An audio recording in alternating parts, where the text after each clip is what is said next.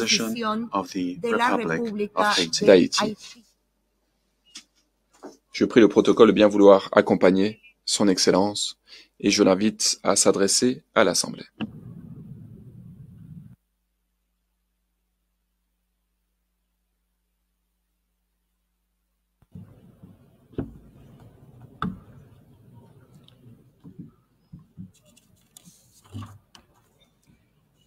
Excellence, Monsieur le Président de l'Assemblée générale, Monsieur le Secrétaire général des Nations unies, Excellences, Mesdames, Messieurs les chefs d'État et de gouvernement, Mesdames, Messieurs les chefs de délégation, distingués délégués, chers compatriotes, j'ai l'immense honneur de représenter ici à la tribune de l'Assemblée générale des Nations unies, à un carrefour particulier de son histoire, le peuple haïtien, digne et fier, qui, malgré les tempêtes de tous ordres, a toujours su se relever. Première république noire du monde, Haïti porte dans ses entrailles la fierté d'une lutte héroïque pour la liberté et la dignité humaine. Elle se trouve aujourd'hui à un carrefour décisif. C'est donc avec le poids de cette histoire et l'espoir d'un avenir meilleur que je m'adresse à vous en appelant à la solidarité agissante de la communauté internationale. Permettez-moi tout d'abord d'adresser mes chaleureuses félicitations à vous, Son Excellence Philémon Yang, ancien Premier ministre du Cameroun, pour votre élection en tant que président de cette 79e session de l'Assemblée générale. Haïti se tient fermement à vos côtés et vous assure de tout son soutien tout au long de votre mandat afin de faire de cette session un succès pour l'ensemble de la communauté internationale. Qu'il me soit permis aussi de saluer l'excellente qualité du travail accompli au cours de la 78e session par votre prédécesseur, Son Excellence, M. Denis Francis de Trinité et Tobago, qui a su conduire les travaux avec dextérité, sagesse et leadership. Je saisis également cette occasion pour exprimer au nom du peuple haïtien toute notre gratitude à vous, Monsieur le Secrétaire général Antonio Guterres, pour votre visite en Haïti, votre présence sur notre sol et votre soutien indéfectible à notre démarche auprès du Conseil de sécurité, notamment pour renforcer la police nationale d'Haïti. Vos récentes interventions en faveur d'Haïti ont été vivement appréciées et resteront gravées dans nos mémoires. Je tiens à exprimer ma plus profonde gratitude à la communauté internationale pour le soutien apporté à mon pays en ces temps de crise. Cette solidarité, qu'elle se manifeste à travers des initiatives de sécurité, d'aide humanitaire ou de soutien au développement, est grandement appréciée. Par cette coopération continue et mieux adaptée, Haïti se remettra plus forte, plus résiliente et engagera confiante sa marche assurée vers le développement et le progrès. Je salue ici tous les compatriotes haïtiens à travers le monde, qui, tout en restant attachés à leur pays natal, sont obligés de chercher d'autres cieux plus cléments pour gagner leur vie. Tout le monde reconnaît qu'ils sont de rudes travailleurs. Je veux leur dire, partout où ils se trouvent, que le Conseil présidentiel de transition et le gouvernement pensent à eux en attendant que les conditions soient réunies pour qu'ils reviennent au bercail. J'en profite pour saluer Amnesty International et d'autres organismes opérant dans le domaine de la défense des droits humains qui suivent de près les violations des droits des migrants haïtiens à travers le monde. Je me permets, au nom du peuple haïtien, de saluer fraternellement tous les amis d'Haïti qui ont fait preuve de solidarité envers les migrants de notre pays, en particulier ceux résidant à Springfield dans l'Ohio aux États-Unis. La longue histoire d'amitié et de solidarité réciproque entre nos deux nations, depuis notre participation à la bataille de Savannah en 1779, nous permet de dire avec confiance que le peuple américain rejette toute incitation à la haine contre notre communauté. La participation active des immigrés haïtiens à différents niveaux de la vie des États-Unis est tangible et significative. À cet égard, les passions qui émergent naturellement lors d'une campagne électorale ne devraient en aucun cas servir de prétexte à la xénophobie ou au racisme dans un pays tel que les États-Unis, une nation forgée par des immigrants de toutes origines et qui s'est érigée en modèle de démocratie à l'échelle mondiale. Monsieur le Président, Excellences, Mesdames et Messieurs, le thème de cette 79e Assemblée générale, ne laisser personne de côté, agir ensemble pour la paix, le développement durable et la dignité humaine des générations présentes et futures, résonne profondément avec les défis majeurs auxquels le monde est confronté aujourd'hui. Ce thème est un appel urgent à l'unité et à la coopération internationale dans un contexte où les inégalités, les conflits et la crise climatique exacerbent la vulnérabilité de millions de personnes à travers le globe. Alors que de nombreuses nations peinent à atteindre les objectifs de développement durable, il est plus que jamais nécessaire de garantir que toutes les voix, en particulier celles des plus marginalisées, soient incluses dans les processus de décision mondiaux.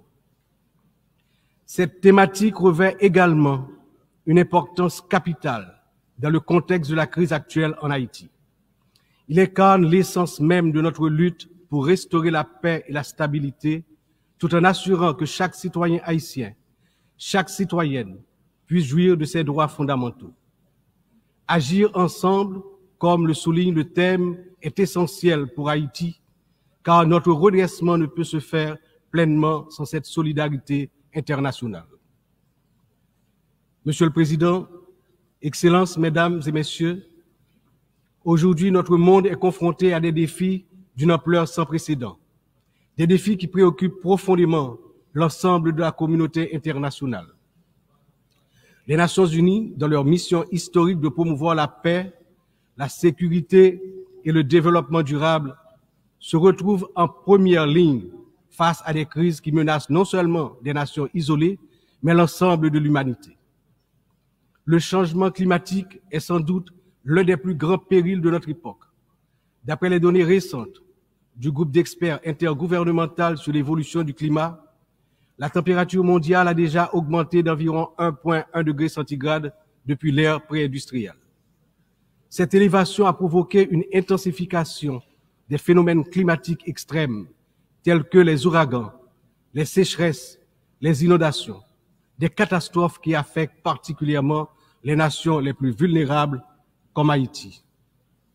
En 2023, le Programme des Nations Unies pour le développement a estimé que plus de 100 millions de personnes supplémentaires risquent de basculer dans la pauvreté d'ici à 2030 en raison des effets du changement climatique. Pour Haïti, qui fait partie des pays les moins émetteurs de gaz à effet de serre, mais qui ont subi les impacts les plus dévastateurs, cette crise mondiale exacerbe nos difficultés à garantir la sécurité alimentaire, l'accès à l'eau potable et la stabilité économique. Les conflits armés continuent également de semer la destruction et de ravager des vies humaines. Selon le Haut Commissariat des Nations Unies pour les réfugiés, le nombre de personnes déplacées de force a atteint 110 millions en 2023, un chiffre qui n'a jamais été aussi élevé dans l'histoire de l'humanité. Que ce soit en Syrie, en Ukraine ou dans la région du Sahel, ces conflits prolongés exacerbent la pauvreté, détruisent des infrastructures vitales et entraînent des flux massifs de réfugiés. Le monde ne peut rester inactif alors que des millions d'hommes, de femmes et d'enfants fuient les violences en quête de sécurité et de dignité. L'engagement de la communauté internationale est plus que jamais nécessaire pour trouver des solutions diplomatiques et promouvoir des initiatives de consolidation de la paix. Un autre défi majeur concerne les inégalités économiques qui continuent de se creuser. Selon le rapport sur le développement humain 2023 du PNUD, près de 1,2 milliard de personnes vivent encore dans la pauvreté multidimensionnelle, c'est-à-dire qu'elles manquent d'accès à des services essentiels tels que la santé, l'éducation et des conditions de vie décentes. La pandémie de Covid-19 a amplifié ces inégalités, poussant des millions de personnes supplémentaires dans la pauvreté. Pour des nations comme Haïti, l'impact a été dévastateur.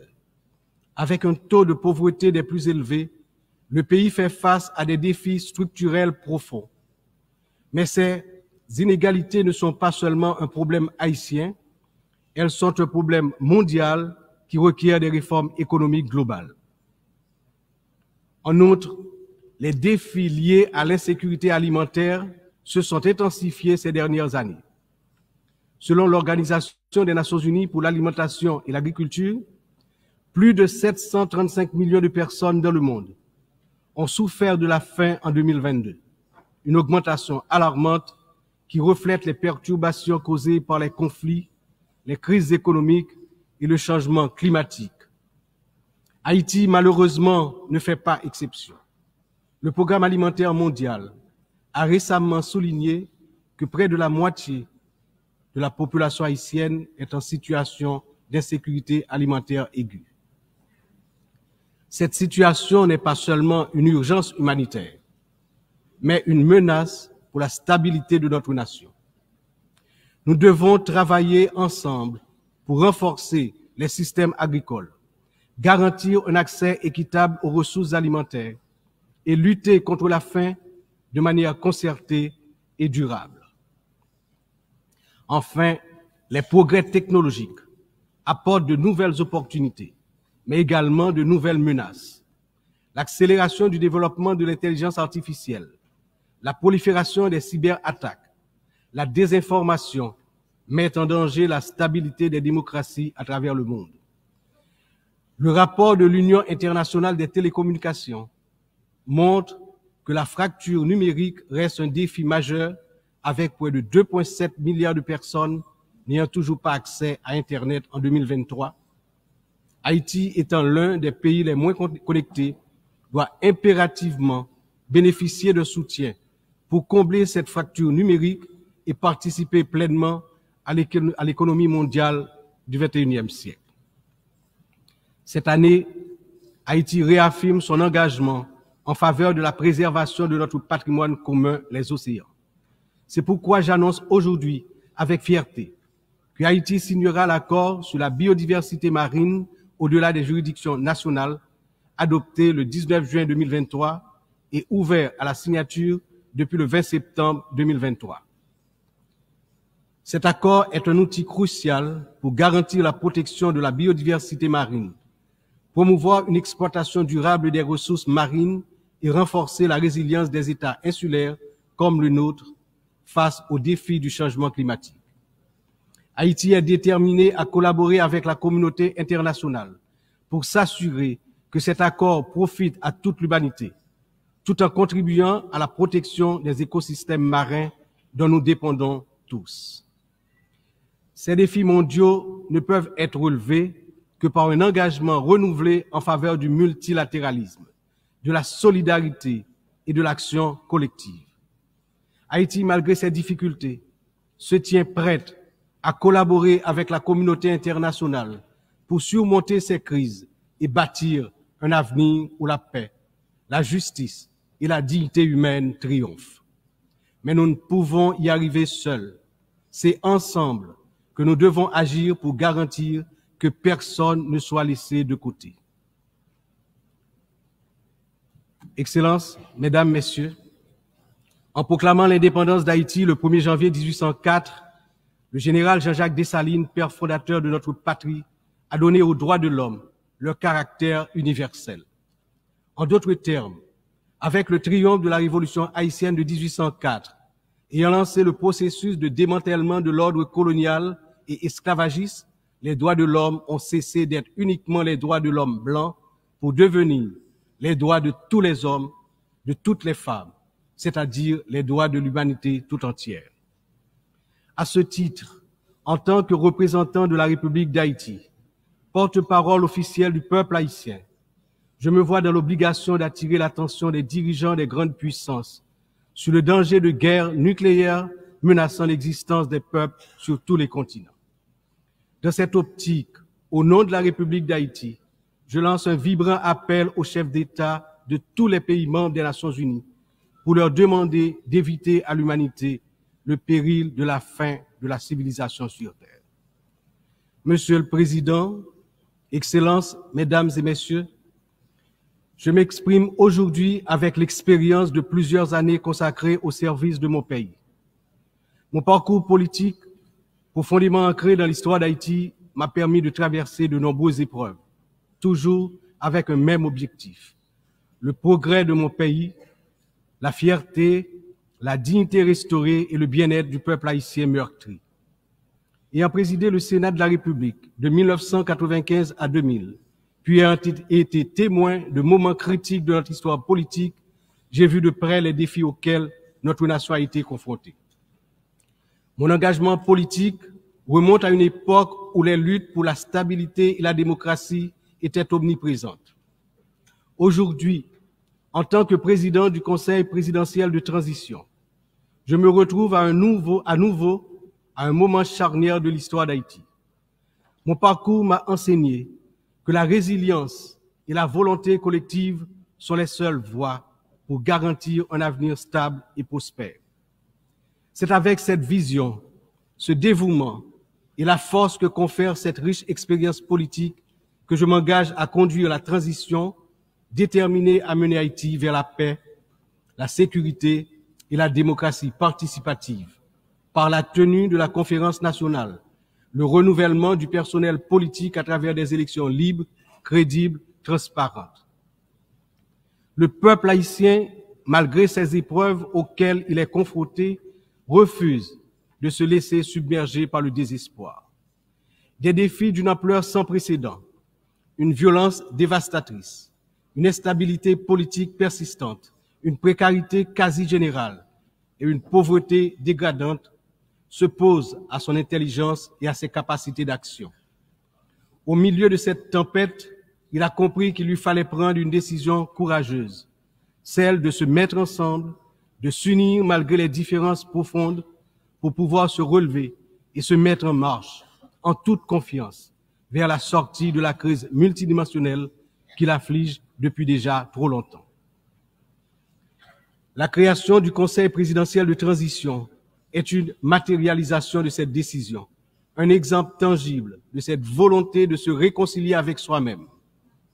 Ce Conseil qui rassemble organisations de la société civile et toutes les tendances politiques du pays est le fruit de longues négociations.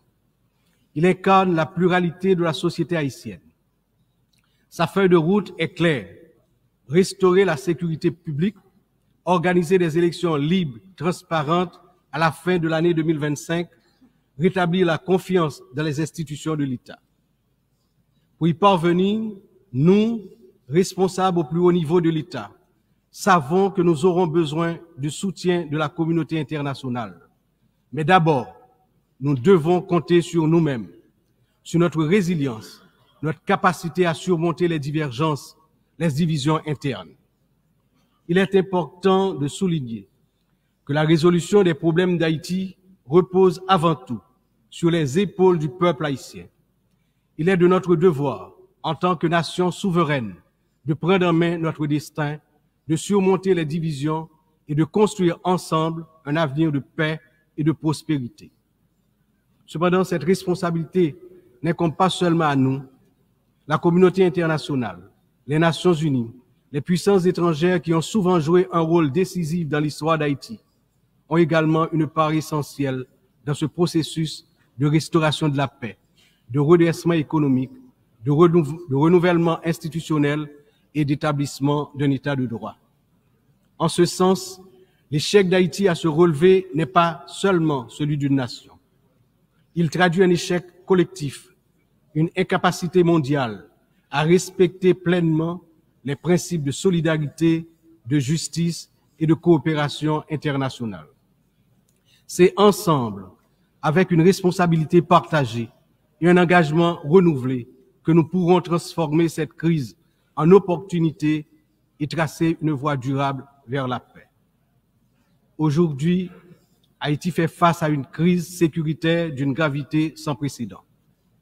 La montée en puissance des gangs armés, la violence généralisée, l'instabilité politique ont plongé la nation dans un état de vulnérabilité extrême. Les citoyens vivent dans la peur, incapables de circuler librement partout sur le territoire national, d'aller travailler ou d'envoyer leurs enfants à l'école sans risque, notamment dans la région métropole de Port-au-Prince, la capitale. Cette situation affecte tous les aspects de la société haïtienne, fragilise les institutions, paralyse l'économie, mine l'espoir de lendemain meilleur. L'avenir du pays est menacé. 50% de l'effectif des gangs de la région de la capitale sont constitués d'enfants et d'adolescents, filles et garçons. Ils servent souvent de chair à canon lors des opérations contre les forces de l'ordre. Ils sont l'objet de graves violences de toutes sortes, y compris des violences sexuelles. Ces abus et violences exercés contre des enfants et des adolescents doivent être considérés comme un crime contre l'humanité, compte tenu de leurs conséquences sur les générations à venir. Le rétablissement de la sécurité nationale est une priorité absolue pour les autorités haïtiennes. Elles sont pleinement engagées à mettre fin à cette spirale de violence et à restaurer l'ordre afin de garantir à chaque citoyen, à chaque citoyenne, le droit fondamental à la sécurité. Elles sont conscientes que la paix et la stabilité sont les fondements indispensables pour permettre à Haïti de se redresser, de rétablir la confiance dans ses institutions, d'assurer le développement socio-économique du peuple.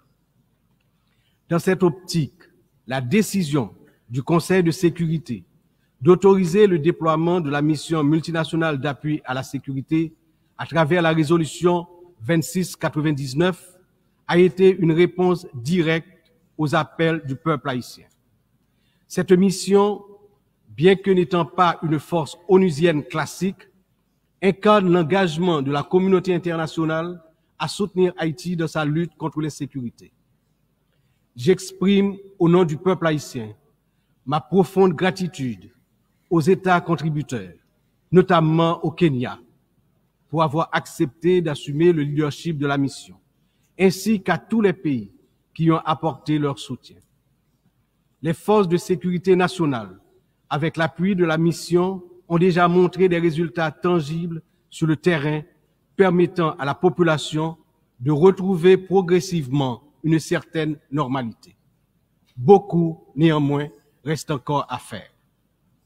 Haïti a accueilli plusieurs missions des Nations Unies au cours des 3 dernières décennies, notamment la MINUSTA. Si certaines de ces missions ont contribué à stabiliser temporairement le pays, elles ont également laissé un héritage lourd de conséquences. Des allégations de violations graves des droits humains, y compris des abus sexuels, ont ébranlé la confiance du peuple haïtien.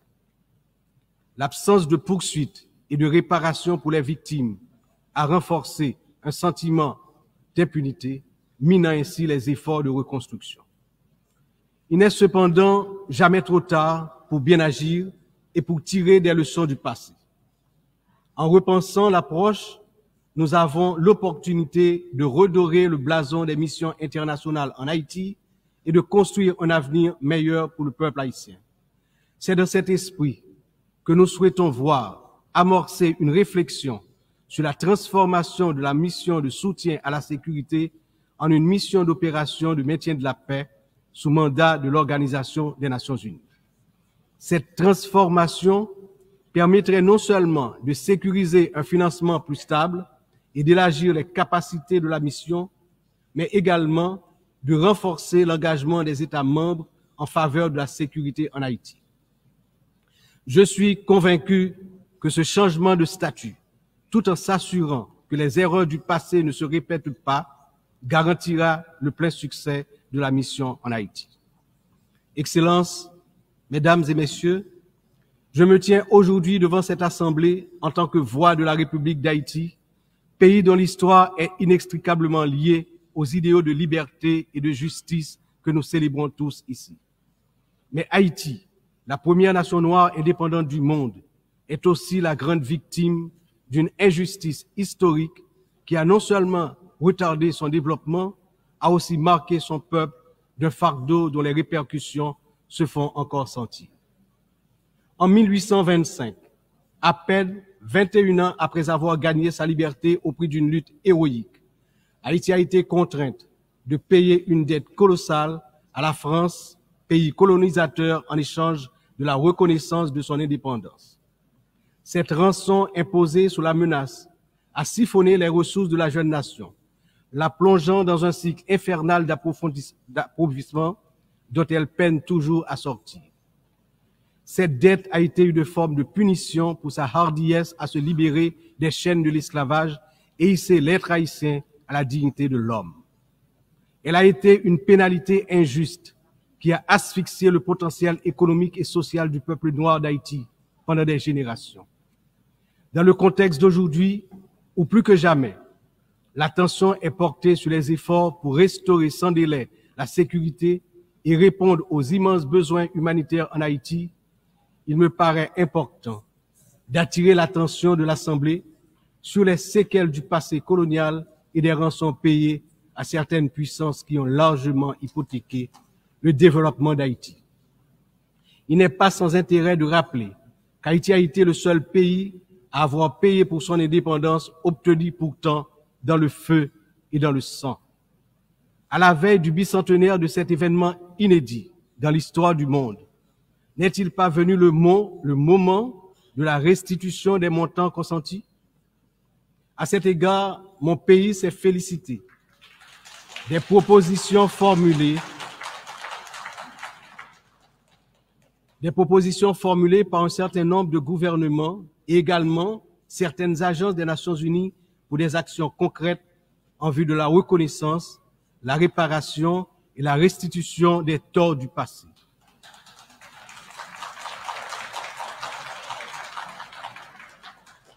Haïti a confiance sans réserve dans l'Organisation des Nations Unies, dont les piliers sont la lutte pour l'égalité entre les peuples et le maintien de la paix entre les nations, pour jouer son rôle notamment dans la mise en place des mécanismes appropriés pour faciliter le dialogue entre les pays victimes de la colonisation et les anciennes puissances coloniales.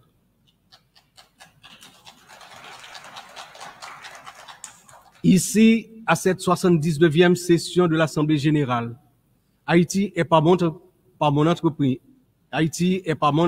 entreprise, non pas simplement pour revendiquer une réparation, mais pour poser une question de principe, celle de la justice immanente. Ma démarche est résolument engagée, structurée et bien documentée. Le Comité national de restitution et réparation, en collaboration avec la Commission des réparations de la CARICOM, a déjà entrepris des travaux exhaustifs sur ce sujet. Nous demandons la reconnaissance d'une dette morale et historique et la mise en œuvre de réparations justes et appropriées qui permettront à notre peuple de se libérer des chaînes invisibles de ce passé injuste. Excellences, Mesdames et Messieurs, l'histoire nous enseigne que les nations ne se relèvent pas dans l'isolement, mais dans l'union des forces, dans l'engagement résolu à bâtir un avenir commun. Haïti, cette terre qui a offert au monde un symbole de liberté inébranlable et qui a aidé plusieurs nations à se libérer du joug du colonialisme barbare, ne cherche pas la charité, mais la justice, le respect,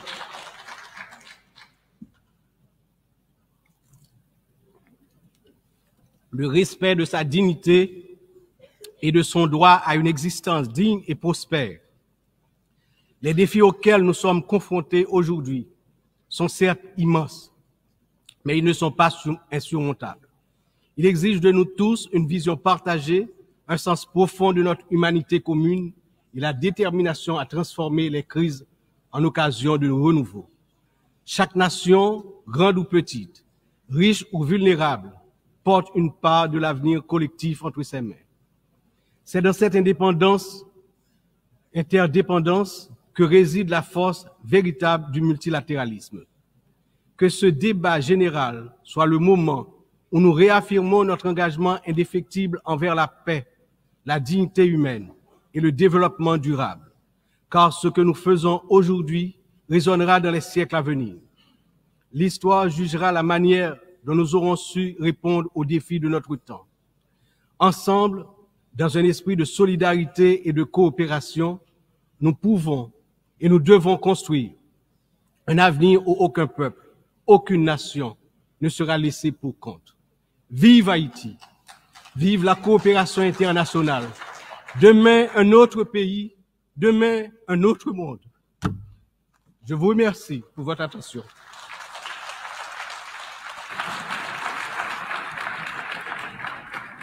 Je remercie, au nom de l'Assemblée, le président du Conseil présidentiel de la transition de la République de Haïti.